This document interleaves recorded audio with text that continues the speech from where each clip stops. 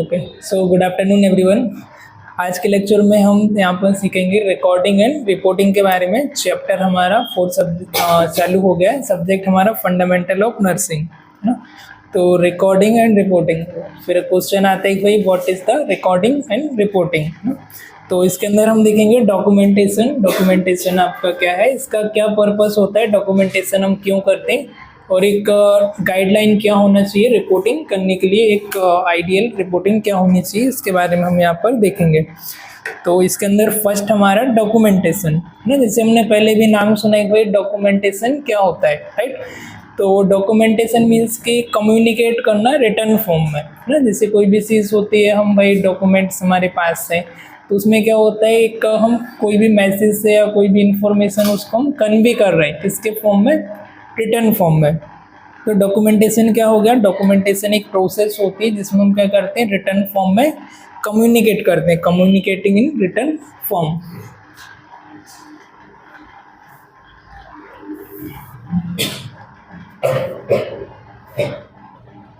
क्या एक प्रोसेस है, इसमें क्या करते हैं,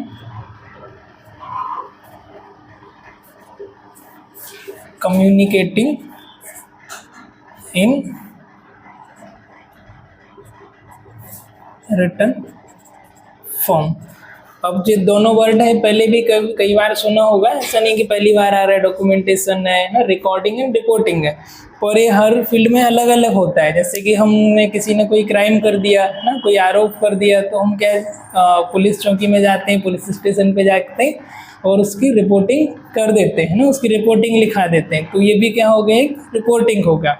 अब हमने क्या किया, किसी ने हमारे साथ क्राइम किया, किसी ने कुछ अपराध किया, हम पुलिस स्टेशन पर गए, पुलिस को उसकी कंप्लेंट कर दी, दिस इज़ द रिपोर्टिंग है ना, इन मीडियम अलग टर्म में। और जो पुलिस वाला ने आपने बताया कि इसने मेरे साथ ये क्राइम किया, ये मेरे साथ गलत किया, तो उसने आपने बताया, उन्होंने उसको नोट डाउन कर लिया, ठीक है। एक पेपर लेते हैं, वो पेपर की एक फॉर्मेट होता है, उस पर क्या करते हैं, उसको नोट करते हैं, इतने समय पर इतने साथ आपके साथ ये हुआ, इस पर्सन ने उस पर्सन ने आपके साथ मारपीट की, लड़ाई झगड़ा किया, राइट। तो ये क्या हो गया, आपने उससे वर्बल फॉर्म में बताया, क्या किया आपने, उसको रिपोर्ट किया, और उन्होंने क्या किया, उसको नोट डाउन कर लिया ना। एक फॉर्मेट है उनके पास, उसने लिख लिया कि आपका नाम ये है, आपके साथ इस व्यक्ति ने लड़ाई झगड़ा किया, मारपीट किया, तो वो क्या हो गया, रिकॉर्डिंग हो गया, राइट। उसने क्या किया, आपने वर्बल फॉर्म में कम्युनिकेट किया, उन्होंने रिटर्न फॉर्म में क्या किया, उनकी फाइल है, पेपर है, उस पर उसको लिख लिया, तो दिस इज द रिकॉर्डिंग। आपने उनको बोला, उनको आपने कम्युनिकेट किया मैसेज को वर्बल फॉर्म में, वो हो गया आपका रिपोर्टिंग, राइट। तो ऐसे ही सिमिलरली हमारा नर्सिंग में भी होता है। नर्सिंग में रिकॉर्डिंग मीन्स कि जो भी पेशेंट है, पेशेंट का बायोडाटा उसका क्या है, उसको डिसीज है, साइन सिम्टम क्या है, पेशेंट का नाम क्या है, पेशेंट कब एडमिट हुआ है ना, पेशेंट का कॉम्प्लिकेशन क्या है, क्या क्या उसको साइन सिम्टम हो रहे हैं, कौन सी मेडिसिन चल रही, कौन सी प्रोसीजर चल रही, किस डॉक्टर के अंडर में है, नर्स ने उसको क्या क्या मेडिसिन दी, उसके जब भी वो नर्स की ड्यूटी में था तो उस दौरान नर्स ने उसको कौन कौन सी प्रोसीजर है वो की, राइट। तो जो हमने किया वो हम किसमें लिख रहे हैं, मतलब हम फाइल में उसको मेंटेन कर रहे हैं, ताकि वो बाद में कुछ लीगल एस्पेक्ट रहे एक हमारा, या फिर एनी अदर रीज़न की वजह से वो लॉन्ग टाइम के बाद कभी पेशेंट वापस एडमिट होता है, या कोई ऑडिट होता है ना, या फिर हम नर्सिंग या डॉक्टर को वापस से ट्रीटमेंट देने के लिए वो ईजी होता है। एक इस्टेब्लिश कर रहे हैं हम, पेशेंट का डाटा है उसको हम कलेक्ट करके, और पेशेंट का जो भी हेल्थ स्टेटस है या जो थेराप्यूटिक उसका स्टेटस है, मीन्स जो भी उसको मेडिसिन चल रही है, गोली दवाइयाँ चल रही, जो उसकी कंडीशन है, वो सब जो उसके वाइटल साइन है वो हम क्या कर रहे हैं, फाइल पर मेंशन कर रहे हैं। अब मेंशन करने के साथ साथ हम क्या कर रहे हैं, जैसे अब दूसरी नर्स आती है ना, हमारी ड्यूटी ख़त्म हो गई, भाई 8 आवर या 6 आवर का ड्यूटी है, तो हमने 6 आवर या 8 आवर में पेशेंट के साथ जो भी किया, जो भी मतलब कि जो भी हमने उसको मेडिसिन दी, या कोई भी हमने उसके साथ प्रोसीजर की ना, जैसे कि हमने इंटरगाइल लगाया, वेनफ्लुएंसेंस किया, ब्लड इरिगेशन किया, कोई हमने उसको केयर दी, बैक केयर हो गया, वाइटल साइन चेक किया, इवन पेशेंट ने कुछ इनटेक लिया, आउटपुट लिया, तो ये सारी चीज़ें हमने मेज़र की। मेज़र करने के बाद हमने उसको फाइल पर मेंशन कर दी ना, तो ये क्या होगा, रिकॉर्डिंग हो गया, हमने उसको रिकॉर्ड कर लिया। जैसे हम कैमरे में रिकॉर्ड करते हैं तो ये क्या हो रहा है, वीडियोस हमारा रिकॉर्ड हो रहा है। सिमिलरली हमने क्या किया, उसको हमने जो भी बताया उसको हमने वर्ड के फॉर्मेट में कम्युनिकेट किया, वो हमने रिकॉर्ड कर लिया। अब जैसे दूसरी नर्स आई, दूसरे शिफ्ट आया, तो वही जो हमने रिकॉर्ड किया वही हम उसको वर्बल फॉर्म में बता रहे हैं ना। जैसे किसी को कोई कोई ऑफिस में है, कोई कॉर्पोरेट वर्ल्ड में है और किसी से कुछ गलती हो गई तो वो बोलते कि भाई मुझे इतने बजे आके मुझे रिपोर्ट करो, है ना। बॉस या मैनेजर आता है, बोलता है 12 बजे आना है और मुझे सब कुछ रिपोर्ट करना है, राइट। इतने टाइम पे आपको आना है और रिपोर्टिंग देना है अपनी। तो रिपोर्टिंग मीन्स हम उसको बोल करके हम वो जो सारी चीज़ें जो प्रोसीजर हमने पेशेंट के साथ की, पेशेंट का स्टेटस क्या है, वाइटल साइन क्या है, उसकी कंडीशन क्या है, वो सारी चीज़ हम अनदर स्टाफ है जो हमारी नर्सिंग स्टाफ आ रही है उसको हम कम्युनिकेट कर रहे हैं, उसको हम बता रहे हैं। तो इसको क्या बोल रहे हैं हम, रिपोर्टिंग। और जो हमने रिकॉर्ड किया फाइल में पेशेंट के साथ प्रोसीजर वगैरह, पेशेंट का status, vital sign, condition, this is the recording. ठीक है, आई होप इतना क्लियर हुआ होगा। तो ये हमारा हो सकता है कंटिन्यूस पेशेंट की जो हिस्ट्री होती है वो हमको मेंटेन करना होता है टिल दैट पेशेंट जब से आपका एडमिट हुआ टिल द टाइम जब तक कि वो डिस्चार्ज ना हो जाए। तो जब भी आपका पेशेंट एडमिट हुआ उस डे से लेके उस टाइम से लेकर के जब तक पेशेंट आपका हॉस्पिटल से डिस्चार्ज नहीं होता, उसकी छुट्टी नहीं होती, हम पूरा रिकॉर्ड रखते हैं। और वो रिकॉर्ड होता है वो हमारा ऑफिशियली होता है। तो इसको हम क्या बोलते हैं, रिकॉर्ड। एंड उस ये सारी चीज़ें आ जाती है डॉक्यूमेंटेशन। और डॉक्यूमेंटेशन के अंदर आता है, जैसे मैंने अभी आपको बताया, रिकॉर्डिंग एंड रिपोर्टिंग। तो रिकॉर्डिंग में क्या होता है, हम जो डॉक्यूमेंट होता है और डॉक्यूमेंट पे हम पेशेंट का जो भी स्टेटस है उसका, साइंटिफिक हो गया, एडमिनिस्ट्रेटिव हो गया उसका, और पेशेंट का कंडीशन क्या है, बायोग्राफिक उसका डेटा क्या है ना, उसका एज क्या है, सेक्स क्या है, कौन सा जेंडर है, एक्सेट्रा। मतलब टोटल जो रिकॉर्ड रखते हैं थेराप्यूटिक रिकॉर्ड, वो हो गया हमारा रिकॉर्डिंग। उसके बाद आता है हमारा रिपोर्ट। तो रिपोर्ट में आपका एक्सचेंज ऑफ इंफॉर्मेशन, जैसे कि हमने बताया, तो वो हो सकता है आपका रिटर्न में भी हो सकता है और वो आपका वर्बल फॉर्म में भी हो सकता है। स्पेशली जब रिपोर्टिंग होता है, जैसे मैंने बताया कि हम हैंड ओवर देते हैं नर्सिंग को, ऐसे दूसरी नर्सिंग स्टाफ आई, हमारा ड्यूटी कंप्लीट हो गया, तो हम उसको पेशेंट का जो स्टेटस है, कंडीशन है, वो हम उसको हैंड ओवर करते हैं कि अब मेरी ड्यूटी ख़त्म हो गई और यहाँ से पेशेंट अभी तुम्हारे हवाले, राइट। तो उसका जो रहता है फिर वो 6 आवर वो पेशेंट को मैनेज करती है। इस तरीके से हम जो इन्फॉर्मेशन है वो अनदर स्टाफ को कन्वे करते हैं, तो उसको हम बोलते हैं रिपोर्टिंग। आया समझ दोनों की भी डिफरेंस, रिकॉर्डिंग एंड रिपोर्टिंग, है ना। तो इन सिंपल वर्ड में, तो ये जो मैसेज है वो 1% टू अनदर पर्सन भी हम रिपोर्टिंग कर सकते हैं, या ग्रुप ऑफ पीपल्स के बीच में भी हम रिपोर्टिंग कर सकते हैं ना। जैसे हमको 1 से 2 से लोगों से ज़्यादा लोगों को कोई इन्फॉर्मेशन शेयर करना है, कोई रिपोर्टिंग करना है, तो वो भी एक रिपोर्टिंग में ही हमारा आ जाता है।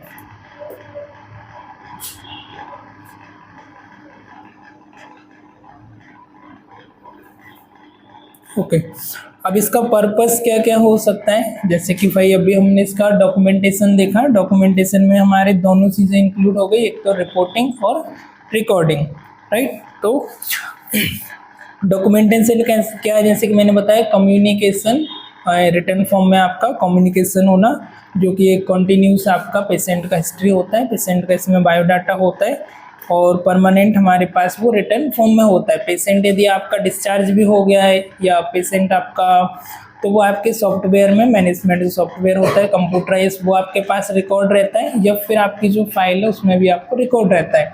कई बार क्या होता है, जैसे भाई कोई लीगल पर्पस और पेशेंट आपके पास आया ना, अब उसका पुराना कोई लीगल, किसी ने उसका क्राइम ब्रांच में रिपोर्ट कर दिया, राइट, एक्सीडेंटल केस है, कोई असॉल्ट इंजरी है, लड़ाई झगड़ा मारपीट वाला है, तो फिर पुलिस आपके पास आती कि भाई इसका रिकॉर्ड दिखाओ कि भाई वास्तव में ये है केस या नहीं है। तो वो हमारे पास रिटर्न होना चाहिए। भाई 5 साल बाद भी कोई रिपीटेटिव पेशेंट आ रहा है या फिर कोई क्राइम ब्रांच से सीबीआई कोई इन्वेस्टिगेशन के लिए आ रहा है, तो वो हमारे पास होना चाहिए। भाई एक एक हमने कौन सा इंजेक्शन दिया, कितने अमाउंट में दिया पर्टिकुलर, तो वो सारी चीज़ें नहीं। तो कई बार क्या रहेगा, हम प्रॉपर यदि रिकॉर्ड नहीं रखेंगे और हमारा ऑडिट हुआ या फिर कोई हमारे पास रिसर्च टीम आई या फिर क्राइम से कोई पुलिस वाले आए, तो फिर क्या होगा कि भाई पेशेंट आपका डेथ क्यों हुई ना, what is the acute reason, क्या था पेशेंट की डेथ का, किस रीज़न से हुआ, उसकी कंडीशन क्या थी। तो ये जो सारा लीगल एस्पेक्ट है, मेडिकल एस्पेक्ट है, तो वो हमारा पूरा एक एक्यूरेट वे में और पूरा सिस्टमेटिक होना चाहिए। तो अब इसका क्या क्या पर्पस है हम उसमें समझेंगे। तो फर्स्ट जो पर्पस होता है वो होता है इसका कम्युनिकेशन, है ना।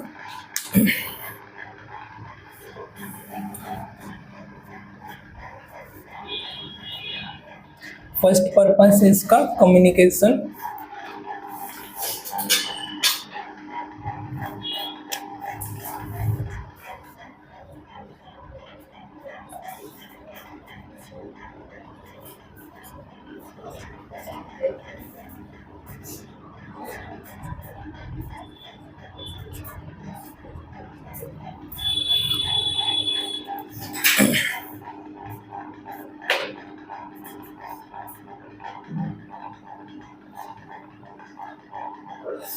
तो कम्युनिकेशन में क्या आता है, मतलब जो आपका पेशेंट है, जो क्लाइंट है, उसका हेल्थ स्टेटस क्या है ना, उसका हेल्थ हिस्ट्री क्या है, हेल्थ स्टेटस क्या है, वो हम कम्युनिकेट करते हैं। हमारी जो हेल्थ केयर मेंबर्स हैं, अलग अलग हमारी टीम में डॉक्टर है, नर्सिस है, फिजिशियन है, उसके बाद फिर हमारे टेक्नीशियन है ना, लेबोरेटरी वर्कर है, पैथोलॉजिस्ट, तो सबके साथ हम क्या करते हैं, पेशेंट का जो डाटा है, हिस्ट्री है, डेटा हम क्या कर रहे हैं, कम्युनिकेट कर रहे हैं, राइट। तो ये हमारे रिटर्न फॉर्म में हो सकता है, वर्बल फॉर्म में भी पेशेंट की हेल्थ की जो हिस्ट्री है, उसकी जो इन्फॉर्मेशन है, पेशेंट का ट्रीटमेंट से रिलेटेड हो गया, पेशेंट का हेल्थ हिस्ट्री क्या है, पेशेंट का स्टेटस क्या है, कौन सा उसको डिसीज़ है, तो इसमें सारी चीज़ें आ जाती हैं। जैसे आप उसको इंक्लूड, जैसे कि आपको नर्सिंग प्रोसेस होती है, इसके अंदर आता है आपका डायग्नोसिस हो गया ना, असेसमेंट हो गया, हिस्ट्री कलेक्शन हो गया, फिजिकल डेटा हो गया, उसका वाइटल साइन हो गया।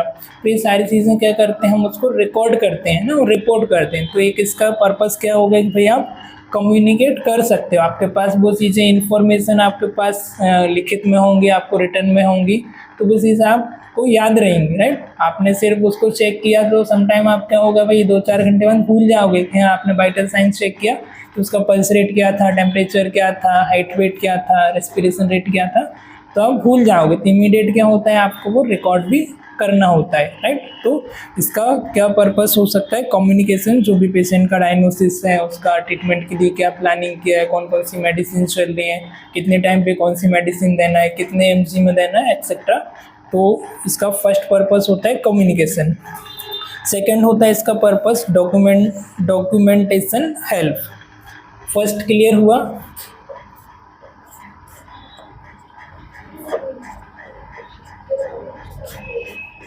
Documentation help.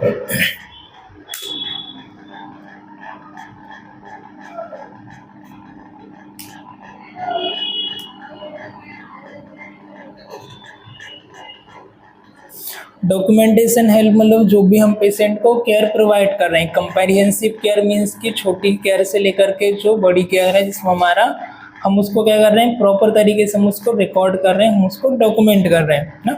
तो इसमें क्या आ जाता है, डॉक्यूमेंट में जो भी हम पेशेंट को केयर प्रोवाइड कर रहे हैं, पेशेंट का रिस्पॉन्स क्या है ना। जैसे आपने उसको इंजेक्शन दिया, पेशेंट ने वो आपको बताया कि मुझे फीवर है, मुझे बुखार आ रहा है, आपने चेक किया, फीवर उसको आ रहा है 100.2 ना, 102 डिग्री उसको बुखार है। आपने उठा के, डॉक्टर ने आपको ऑर्डर दिया कि सिस्टर या ब्रदर आप इनको पैरासीटामोल इंजेक्शन दे दो। आपने पैरासीटामोल इंजेक्शन दिया, आपने रिकॉर्ड किया कि इतने इतने टाइम पेशेंट को ये फीवर था बाय डॉक्टर के। तो हम देख रहे थे जैसे पेशेंट को फीवर है और फीवर के टाइम पर आपने पैरासीटामोल इंजेक्शन दिया, राइट।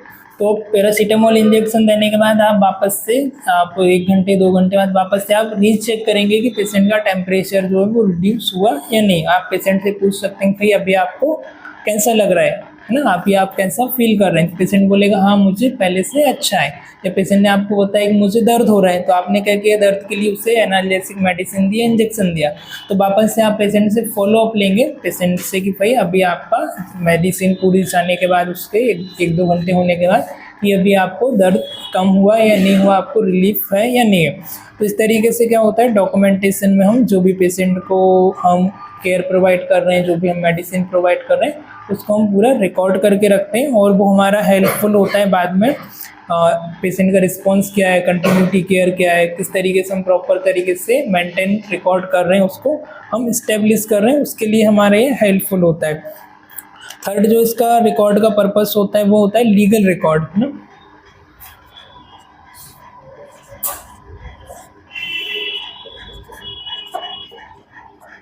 थर्ड है जो है लीगल रिकॉर्ड।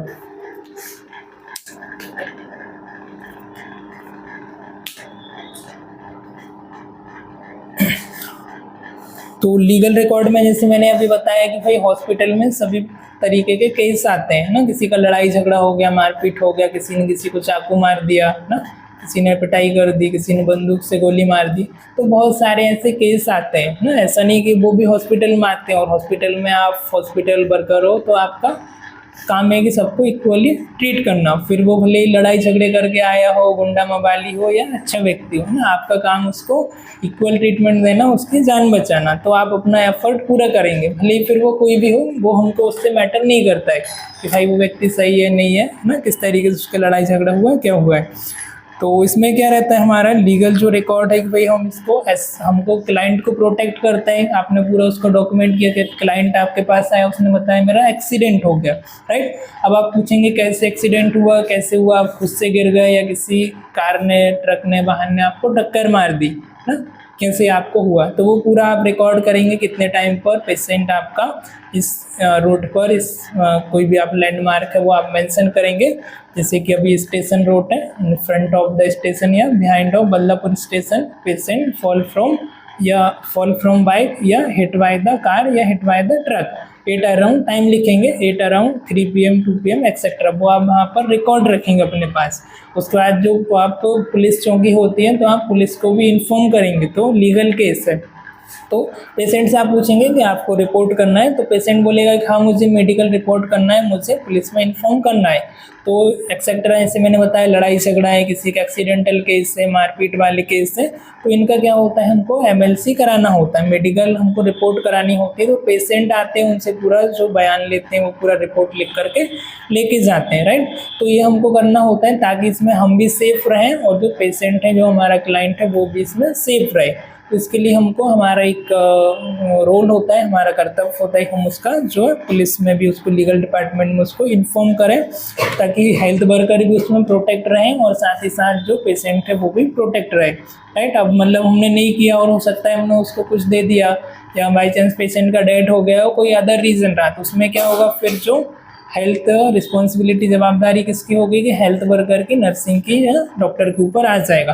पर आपने प्रॉपर इन्फॉर्म कर दिया है, फिर वो आपके ऊपर नहीं आता है, राइट। तो इस तरीके से पेशेंट का जो और लीगल जो रिकॉर्ड होता है वो आपका चार्ट में जो आपने रिकॉर्ड किया। दूसरा एस्पेक्ट ये होता है कि भाई जिससे पेशेंट डेथ हो गया, राइट, और पेशेंट के जो फैमिली मेम्बर है उन्हें आपको ब्लेम किया कि नर्स ने या डॉक्टर ने गलत मेडिसिन दे दिया, इसके लिए हमारा पेशेंट की डेथ हो गई। फिर उस केस में आप क्या करोगे ना, तो वो आपके पास प्रॉपर आपके सॉफ्टवेयर में, सिस्टम में आपके पास रिकॉर्ड रहेगा, तो आप बता सकते हो कि नहीं मैंने गलत मेडिसिन नहीं दी है, पेशेंट का कंडीशन ठीक नहीं था, इसकी वजह से वो या एनी अदर रीजन की वजह से उसकी डेथ हुई है। तो वो लीगल रिकॉर्ड के लिए भी होता है कि भाई हम वो एक्यूरेट होने चाहिए कि आपने कितने टाइम पर, किस डॉक्टर के ऑर्डर पर कौन सा आपने मेडिसिन दिया है, राइट। तो क्योंकि एक गलत इंजेक्शन या गलत मेडिकेशन की वजह से पेशेंट की जान भी बच सकती है और वही गलत मेडिसिन या इंजेक्शन देने की वजह से पेशेंट की जान भी जा सकती है। तो वो दोनों हमारे ऊपर डिपेंड करता है। और तो इस तरीके से हमारा जो मेडिकल इंफॉर्मेशन है और क्लाइंट्स का, पेशेंट का या अदर मेंबर का भी राइट्स होता है कि वो भी चेक कर सकता है कि आपने उसको कौन कौन सा मेडिसिन दिया है, और वो पूछ रहा है तो आपको बताना भी पड़ता है ना कि आप कौन सा मेडिसिन दे रहे हो। तो ये जो पेशेंट होता है उनका राइट्स होता है। आप भी कहीं एडमिट हो तो आप डॉक्टर से, नर्स से पूछ सकते हैं आप मुझे कौन सा इंजेक्शन दे रहे हो, क्यों दे रहे हो, क्या इसका पर्पस है, क्या इंडिकेशन है। तो ये हमारा राइट्स होता है, मीन्स पेशेंट का। अब डॉक्यूमेंटेशन का क्या क्या पर्पस हो सकता है, तो फर्स्ट इसका जो आता है ऑडिट, नेक्स्ट जो पर्पस है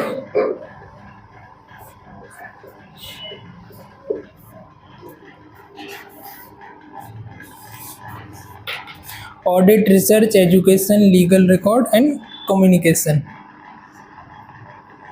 ठीक है, हम इसमें एक साथ देख लेते हैं। नेक्स्ट है इसका एजुकेशन,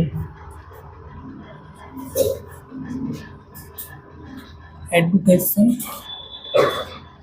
एजुकेशन में इसका क्या रोल होता है, आप बताएंगे। डॉक्यूमेंटेशन का एजुकेशन में क्या पर्पस होता है, बोलो Jayashree. What is the purpose of documentation in education?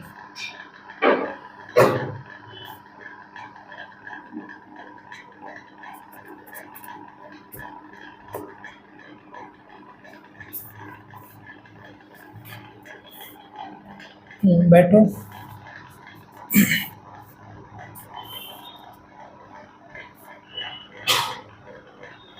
Education में क्या रोल होता है, जैसे कि अभी आप ये सारी चीज़ें सीख रहे हो, इसके बाद आपको क्या करते हैं, हम लाइव प्रैक्टिकल के लिए हॉस्पिटल में भेजते हैं। तो हॉस्पिटल में आप पेशेंट की फाइल जा करके चेक करते हो भाई पेशेंट का स्टेटस क्या है, राइट। पेशेंट को कौन कौन सी डिसीज़ हुई है, कौन कौन सा डायग्नोसिस है, साइन एंड सिम्टम क्या है उसको, मतलब कि क्या लक्षण हो रहे हैं। जैसे आपको डायग्नोसिस मिलता है फेब्राइल इलनेस, फीवर, तो पेशेंट को साइन सिम्टम क्या है, राइट। साइन सिम्टम अभी उसको जैसे कि उसको हेडेक हो रहा है, बॉडी पेन हो रहा है, वॉमिटिंग हो रही, नोसिया हो रहा है ना, वीकनेस है, जनरल वीकनेस हो रही है, तो ये फाइल पर पूरा मेंशन रहेगा ना। अब ये उसको सिम्टम हो रहा है भाई, उसका वाइटल साइन क्या है, उसका पेशेंट का स्टेटस क्या है। ऑब्वियसली बात, एक फीवर है तो टेम्परेचर इंक्रीज रहेगा ना कई कई समय पर, तो टेम्परेचर इंक्रीज है या उसको कोई भी वायरल या बैक्टीरियल इन्फेक्शन है तो उसको जो ट्रीटमेंट है वो क्या प्लान किया है, मीन्स उसको क्या ट्रीटमेंट चल रहा है ना, एंटीबायोटिक कौन सी दे रहे हैं, कौन सी जो केयर है वो हम उसको प्रोवाइड कर रहे हैं एक्सेट्रा। तो पेशेंट ये सब सारी चीज़ें रहेगी, इसको आपको रिकॉर्ड रहेगा और वहाँ से आप क्या करेंगे, लर्न करेंगे ना, आप सीखेंगे। जैसे कि जो भी मेडिकल स्टूडेंट होते हैं तो वो जा कर के सबसे पहले क्या करते हैं, ऑब्जर्व करते हैं कि पेशेंट को क्या डिसीज़ है और डिसीज़ के अकॉर्डिंग डॉक्टर ने उसको क्या क्या ट्रीटमेंट प्लान किया है, क्या क्या उसको प्रोसीजर है वो चल रही है ना। जैसे मैंने भी बताया फीवर है तो फीवर के लिए कौन सा इंजेक्शन दे रहे हैं हम, पैरासीटामोल दे रहे हैं, कितने mg का दे रहे हैं, कितने टाइम दे रहे हैं, कितना फीवर था तो कब दिया, राइट। उसके साथ साथ एसोसिएटेड में कौन सी मेडिसिन चल रही है, जैसे कि वायरल बैक्टीरियल है तो बैक्टीरिया को किल करने के लिए हम क्या करेंगे, एंटीबायोटिक देंगे। वीकनेस है तो उसको मल्टीविटामिन देंगे ना, डिहाइड्रेशन है तो फिर हम उसको IV सेट वगैरह IV ड्रिप देंगे ना। तो इस तरीके से कौन कौन सी मेडिसिन है, क्या क्या चल रही, तो वो पेशेंट जो हमारे मेडिकल स्टूडेंट होते हैं उनके लिए भी हेल्पफुल होता है। और साथ ही साथ जो पेशेंट डॉक्टर्स का राउंड होता है ना तो उनके लिए भी हेल्पफुल होता है। तो ये पर्पस इसका ये हो गया कि एजुकेशन के लिए और जो पेशेंट है उसका स्टेटस, और साथ ही साथ जो हमारे मेडिकल स्टूडेंट होते हैं उनके एजुकेशन के लिए। नेक्स्ट जो होता है इसका पर्पस है वो है रिसर्च।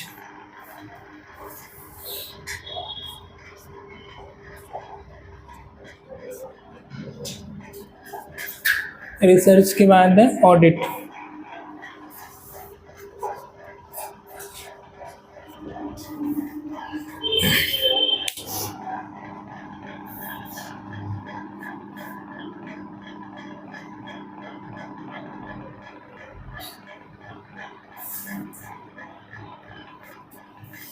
अब रिसर्च में क्या होता है, जैसे कि एक रिसर्च जब भी हम किसी चीज़ पर करते हैं तो हमारे पास एक एविडेंस चाहिए ना, एक सबूत के तौर पर हमारे पास एक प्रूफ चाहिए कि भाई कुछ ना कुछ हमारे पास प्रूफ होना चाहिए। तो कभी भी जैसे कोई भी रिसर्च हो रही है, फिर मतलब कि कोई भी डिसीज़ आउटब्रेक हुई, जैसे अभी कोविड आया था, राइट। तो कोविड के पहले कोई सिमिलर डिसीज़ आई थी पहले ना, वायरल वगैरह, तो वायरल में हम कौन सी हेपेटाइटिस वगैरह हो गया या फिर कोई भी अदर डिसीज़ है तो उस समय हमने उनको कौन सा मेडिसिन दिया था, क्या हुआ। तो वापस हम क्या करते हैं, रिसर्च करते हैं भाई उसका जो मेडिसिन है उसका कितना अफेक्ट हो रहा है, कितने लोगों को वो जो डिसीज़ है वो अफेक्ट कर रही है, उसका एविडेंस क्या है, रेट क्या है, एक्सेट्रा। तो रिसर्च के लिए भी हमारा एक डॉक्यूमेंटेशन हम प्रॉपर तरीके से करते हैं तो हमारे पास प्रूफ होता है, एक हमारे पास रेलिवेंस होता है, ताकि हम वापस से उस पर रिसर्च करके और एक इफेक्टिव ट्रीटमेंट पेशेंट को हम प्रोवाइड कर पाएँ। ठीक है, आए समझ ये पॉइंट। तो कोई भी डिसीज़ वगैरह है उसको हमने क्या क्या केयर दी तो उस पर हम क्या करते हैं, वापस से रिसर्च करते हैं। जैसे स्टूडेंट है या जो भी हॉस्पिटल टीम्स वगैरह रहती, तो जो भी न्यू डिसीज़ वगैरह है, प्रोसीजर एक्सेट्रा, उस पर हम उसको रिसर्च करते हैं। नेक्स्ट जो पर्पस होता है वो होता है ऑडिट।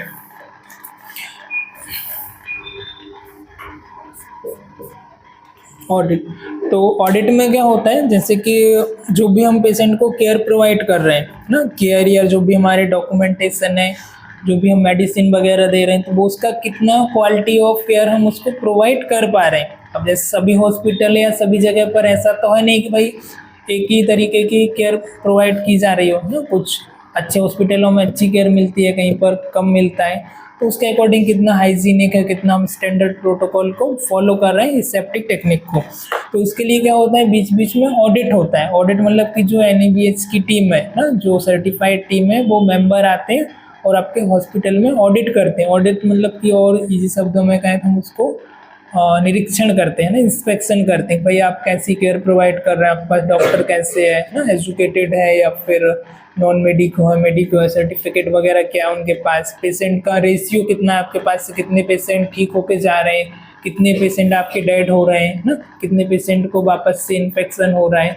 तो एक्सेट्रा पूरा हमारा ऑडिट होता है, मीन्स कि हॉस्पिटल कितना क्वालिटी ऑफ केयर प्रोवाइड कर रहा है और जो हॉस्पिटल के रूल्स रेगुलेशन है NABH के अकॉर्डिंग उनको कितना फॉलो कर रहा है ना, तो उसके अकॉर्डिंग रहता है। जैसे कभी देखा होगा कि हम बड़े हॉस्पिटल्स में या NABH सर्टिफाइड हॉस्पिटल रहते हैं ना, national accreditation board for service, तो वो हॉस्पिटल में हम जाते हैं, वहाँ पर फीस भी ज़्यादा होती है और वहाँ का वो स्टैंडर्ड प्रोटोकॉल उसको फॉलो करते हैं। जैसे कि भाई इंट्रा कहते हैं वो 7 दिन में चेंज होना चाहिए, उसके बाद जो हमारा IV सेट आता है वो हमारा 5 से 7 दिन में चेंज होके दूसरा लगना चाहिए ना। तो इस तरीके से अब छोटे हॉस्पिटल में जाओगे तो IV कैन्युला 10 दिन चल रहा है, 12 दिन चल रहा है, IV सेट को 4-5 दिन से ज़्यादा यूज़ कर रहे हैं, तो वो वापस से रीऑक्यूरेंस होने का चांस रहता है इन्फेक्शन का।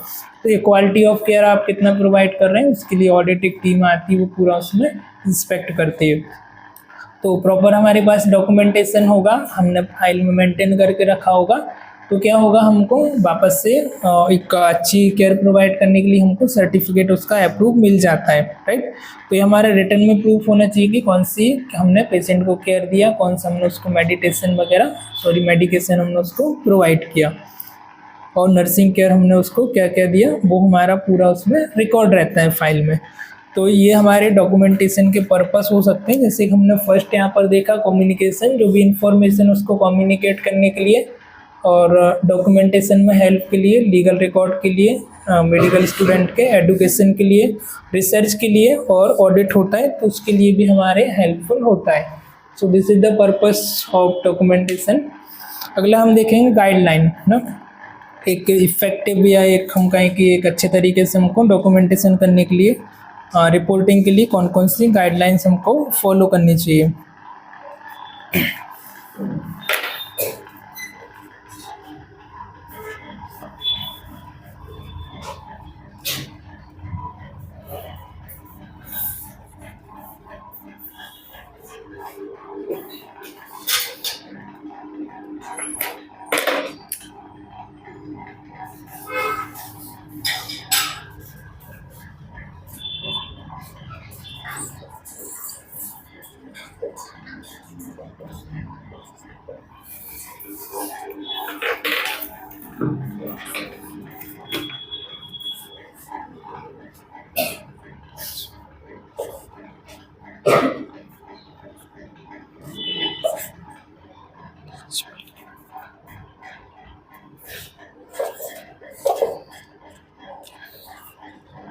फर्स्ट है लीजिबिलिटी, सेकंड है एक्यूरेट, थर्ड है कंप्लीटनेस,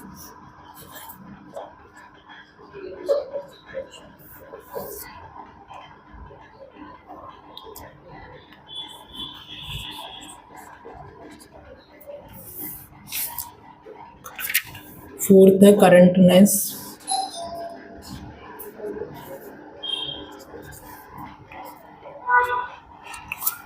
फाइव है ऑर्गेनाइज,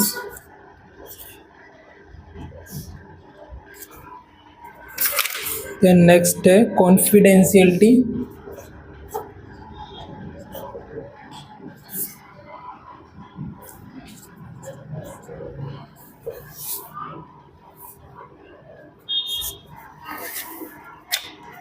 अगली है फैक्चुअल,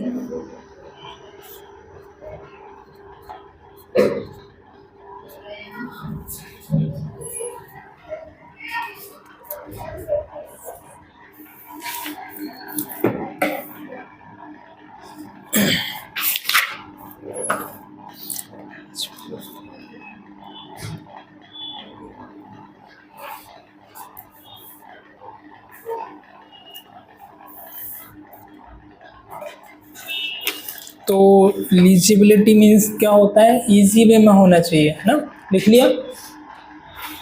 फर्स्ट जो हमारा लीजिबिलिटी, इसका मीनिंग क्या होता है, इजी वे में होना चाहिए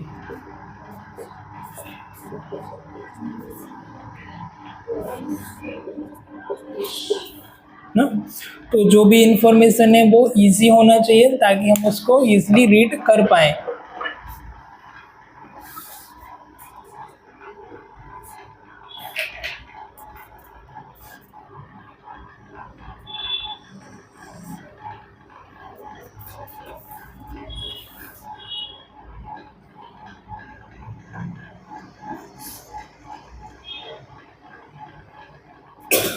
हो गया।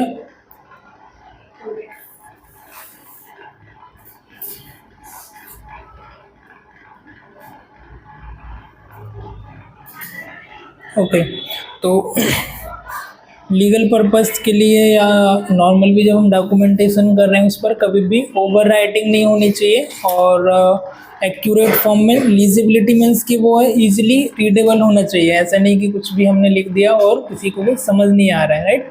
तो वो हैंड राइटिंग भी हमारी समझ आना चाहिए, ओवर राइटिंग नहीं होना चाहिए, उस पर मल्टीपल टाइम्स उस पर करेक्शन नहीं होना चाहिए, राइट।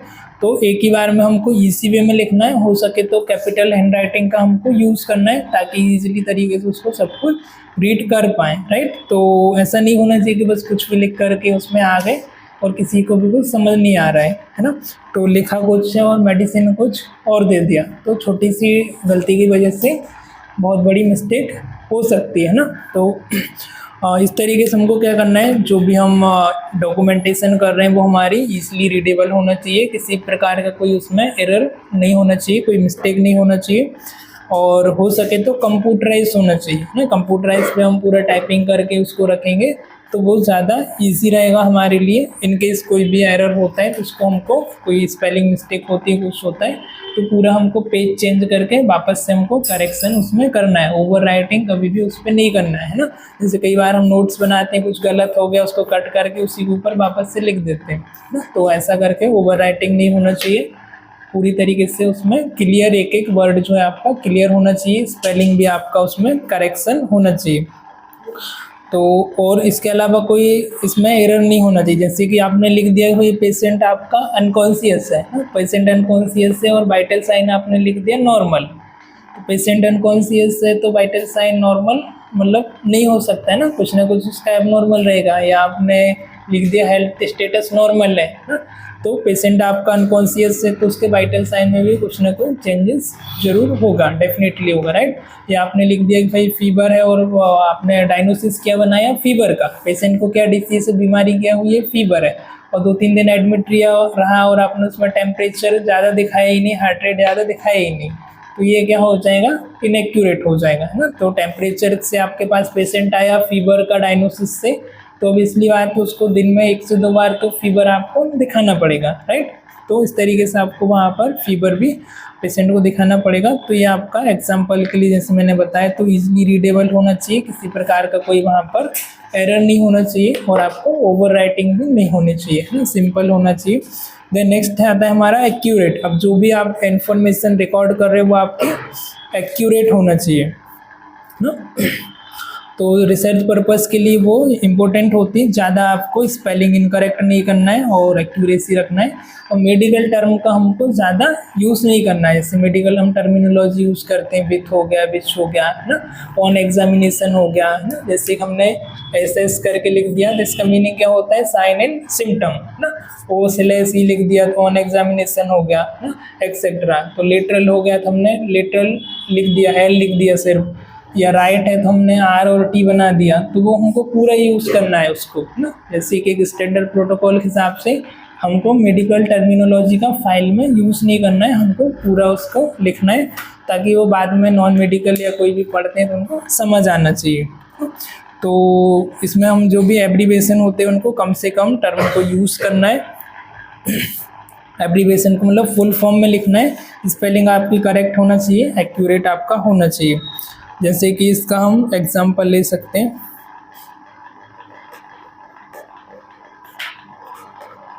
जैसे कि आपने लिख दिया पेशेंट का condition is poor, patient seems bad, है ना, पेशेंट सीम्स गुड, पेशेंट की कंडीशन, पेशेंट मुझे अच्छा दिख रहा है, पेशेंट कंडीशन मुझे अच्छी नहीं दिखाई दे रही, है ना। तो ये थोड़ा सा नॉन मेडिको के लिए ठीक है कि भाई पेशेंट की कंडीशन मुझे कुछ अभी अच्छी नहीं लग रही, है ना। तो ऐसा हमको नहीं लिखना है, उसकी जगह हम लिखना है कि भाई पेशेंट का वाइटल साइन अनस्टेबल है ना, patient condition is unstable, vital signs are जो भी आपके आ रहे हैं वो आपको एबनॉर्मल शो करना है। ऐसे नहीं लिखना है कि मुझे पेशेंट अच्छी कंडीशन इसकी नहीं दिखाई दे रही है, पुअर कंडीशन दिखाई दे रही है ना, या पेशेंट वीक दिखाई दे रहा है। ऐसा आपको वर्ड्स का यूज़ नहीं करना है ना। ये फॉर्मल कम्युनिकेशन हो और इनफॉर्मल हो जाता है। तो आप किस तरीके से लिखना है। राइट। कई बार हम देखते हैं कि नर्सिंग नोट्स में कुछ नर्सिंग जो स्टाफ रहता है वो लिख देता है कि पेशेंट सीम्स पुअर ना, मतलब पेशेंट की कंडीशन मुझे थोड़ी सी पुअर दिखाई दे रही है ना, या पेशेंट कंडीशन गुड है, स्टेबल। इसी की जगह हम थोड़ा सा अच्छी प्रोफेशनल वर्ड यूज़ करेंगे तो हम उसमें स्टेबल हम उसमें लिख सकते हैं भाई ना, वाइटल साइन हम वहाँ पर शो कर सकते हैं, पेशेंट कंडीशन इज स्टेबल है तो उसके वाइटल क्या है, राइट। तो इस तरीके से हमको यूज़ करना है। इनकरेक्ट क्या होगा, जैसे आपने लिखा कि client took 1 glass of water, आपने क्या लिखा फाइल में, हमने देखा कि भाई जो भी पेशेंट इनटेक ले रहा है, खाना ले रहा है, जो भी पानी ले रहा है, वो भी हम उसमें इनटेक आउटपुट चार्ट में मेंशन करते हैं। तो आपने लिख दिया कि भाई पेशेंट ने 1 गिलास पानी पिया है ना, 1 ग्लास ऑफ वाटर, तो ये क्या होगा, this is the wrong way. उसी की जगह आपको क्या लिखना है, patient to 250 ml of water है ना, तो कितना आपने एक्यूरेट वहाँ पर अमाउंट लिख दिया, ठीक है। ध्यान दो इधर, जैसे आपने लिखा है कि पेशेंट ने 1 गिलास पानी पिया, तो दिस इज द रॉन्ग वे ना। 1 गिलास में कितना हो सकता है भाई, कोई गिलास थोड़ा छोटा भी आता है, कोई बड़ा भी आता है, कोई उससे बड़ा भी आता है, तो वो आपको एक्यूरेट ml में होना चाहिए। भले ही मतलब एक्यूरेट आप थोड़ा बहुत आगे पीछे लिख रहे हो, पर आपको अमाउंट लिखना है भाई 200 ml लिया, 250 ml लिया या 150 ml लिया। तो आप इस तरीके से लिखेंगे कि patient to 250 ml of water, ना कि रेदर देन 1 गिलास ऑफ वाटर, ठीक है। क्लियर हुआ, तो इस तरीके से आपको मेंशन करना है। देन कंप्लीटनेस है ना, जो भी आप सेंटेंस लिख रहे हो नर्सिंग नोट्स में, वो आपका सेंटेंस वो कंप्लीट होना चाहिए ना, आधा अधूरा नहीं होना चाहिए। और बिटवीन लाइन के बीच में आपको स्पेस छोड़ना है, एक आपका पैराग्राफ या एक आप लाइन लिख रहे हो उसके बीच आपको स्पेस छोड़ना है ना, प्रॉपर आपका जो हैंड राइटिंग है वो होना चाहिए। और जो भी आपके लोकल एब्रीवेशंस हैं और जो भी सिंबल्स वगैरह हैं उनको आपको यूज़ नहीं करना है ना, सिंबल्स वगैरह ज़्यादा, जो वर्ड है उनके फुल फॉर्म यूज़ करना है, टर्मिनोलॉजी यूज़ नहीं करना है। जैसे कि मैंने अभी बताया, SS mean sine and symptom ना, वाइटल साइन हमने लिख दिया BS ना, B/S लिख दिया वाइटल साइन ना, तो इस तरीके से नहीं लिखना है, वो उनको पूरा लिखना है। आया समझ ना। देन करंटनेस है ना, करंटनेस मीन्स कि डॉक्यूमेंटेशन जब भी हम कर रहे हैं हमारा डॉक्यूमेंटेशन अप टू डेट होना चाहिए, राइट। अभी टाइम हो रहा है 12 बजे का और उस पर वाइटल साइन लिखा है कल सुबह का है ना, तो ऐसा नहीं चलेगा। इवन पेशेंट की डेथ हो गई तो फिर आप क्या करोगे ना, और फाइल किसी ना करके चेक कर ली तो उस पर स्टेटस तो पेशेंट का अपडेट ही नहीं है ना। तो आईसीयू में जब भी पेशेंट रहता है हमको हर 1 घंटे या हर आधे घंटे में हमको अपडेट करना होता है, वो हमारा जो भी नर्सिंग चार्ट है वो प्रॉपर तरीके से अप टू डेट होना चाहिए टाइम रेलिवेंस के अकॉर्डिंग। तो करंट में जो भी पेशेंट की कंडीशन है, जो भी वाइटल है, क्योंकि इवन 1 से 2 मिनट भी नहीं लगते पेशेंट की डेड होने के लिए, हो सकता है उसके पहले वो स्टेबल हो और कंडीशन अच्छी हो और वापस से बेड हो जाए और पेशेंट की डेड भी हो जाए। तो आपको पूरा उसमें एक्यूरेट आपको मेजर करना है भाई पेशेंट का कंडीशन क्या थी, या अचानक से डेड हुई है, फिर वो धीरे धीरे करके स्लोली एंड ग्रेजुअली उसका जो वाइटल्स है वो ड्रॉप होते गए, राइट। तो आपका करंटनेस होना चाहिए, मतलब अप टू डेट होना चाहिए, सिंपल सी बात है। अगला है आपका ऑर्गेनाइज होना चाहिए ना, ऑर्गेनाइज जैसे पेशेंट का नेम क्या है, उसका जेंडर, सीरियल नेम ना, डायग्नोसिस क्या है, डेट एंड टाइम क्या है, ये सारा चीज़ें उसमें आपका एक्यूरेट में आपका क्रोनोलॉजिकल फॉर्म में होना चाहिए। जैसे कि हम कोई भी लिखते हैं तो हम A to Z की तरफ जाते हैं अल्फ़ाबेट से, तो ऐसा नहीं कि हम Z से A की तरफ आ जाए है ना, A to Z की तरफ हम मूव करते हैं, तो वो क्रोनोलॉजिकल वे में हमारा पूरा एक्यूरेट होना चाहिए। नेक्स्ट हमारा पॉइंट है कॉन्फिडेंशियलिटी ना, ऑर्गेनाइज हो गया, कॉन्फिडेंशियल एंड फैक्चुअल। कॉन्फिडेंशियल मतलब कुछ ऐसी पेशेंट की कंडीशन है तो उसको हमको कॉन्फिडेंस रखना है, उसको हमको और भी हॉस्पिटल के जो स्टाफ है उनके साथ शेयर नहीं करना है। ओनली जो आपका मेडिकल स्टाफ है, नर्सिंग, डॉक्टर, फिजिशियन, उनको ही पता होना चाहिए। जैसे पेशेंट को HIV है, एड्स है, या कोई भी उसको ऐसी प्रॉब्लम है तो वो आपको शेयर नहीं करना है ना, कि कोई भी नहीं चाहता है कि जो पर्सनल सीक्रेट है वो और किसी के साथ HIV, एड्स है, एनी अदर कोई डिसीज़ है तो वो लोगों के साथ शेयर करे। तो वो आपको कॉन्फिडेंस भी रखना है, यदि पेशेंट ने आपको कुछ बताया है, ऐसे नर्स या मेडिकल प्रोफेशनल हैं आप, तो आपको डॉक्टर को और आपको ही आपके बीच में होना चाहिए ना, कोई कम्युनिकेबल डिसीज़ है एक्सेट्रा। तो फैक्चुअल मतलब जो भी कंडीशन है वो पूरी फैक्टफुल होना चाहिए है ना, जो हमने चेक किया उसका वाइटल साइन, पेशेंट की कंडीशन क्या है तो उसका स्टेटस जो भी है, जैसे पेशेंट ने बोला आपको I feel very tension and feel that nothing is my control. Patient ने बोला कि मुझे बहुत ज़्यादा टेंशन हो रही है और मुझे ऐसा लग रहा है कुछ भी मेरे कंट्रोल में नहीं है, सब कुछ मेरे कंट्रोल के बाहर चल रहा है। तो आपने उसमें क्या ऑब्जर्व किया, nurse observe check the vital sign. तो नर्स क्या करेगी, वाइटल साइन चेक करेगी। पेशेंट ने बोला कि भाई मुझे बेचैनी हो रही, मुझे घबराहट हो रही, मुझे स्वेटिंग हो रही, अच्छा नहीं लग रहा है, राइट। तो आप ऐसा नहीं लिखोगे वहाँ पर कि पेशेंट को ये हो रहा है वो हो रहा है। हाँ, उसकी जगह आप उसके वाइटल साइन चेक करोगे और आप वहाँ पर वाइटल को मेंशन करोगे, है ना। ऑब्जर्वेशनल डाटा अलग आ जाता है और जो हम सब्जेक्टिव और ऑब्जेक्टिव अलग आ जाता है। सब्जेक्टिव मतलब जो पेशेंट अपनी फीलिंग है वो शेयर कर रहा है। जैसे पेशेंट ने आपको शेयर किया, वो फील कर रहा है कि मुझे बेचैनी हो रही, मुझे घबराहट हो रही, चेस्ट पेन हो रहा है। आपने ऑब्जर्व किया कि भाई उसका हार्ट रेट इंक्रीज है, उसका ब्लड प्रेशर इंक्रीज है। तो दो डेटा होते हैं, एक तो सब्जेक्टिव और एक ऑब्जेक्टिव, राइट। चलो ठीक है, आज के लेक्चर में फिलहाल इतनी, मिलते हैं किसी और लेक्चर में। Till the time, good bye.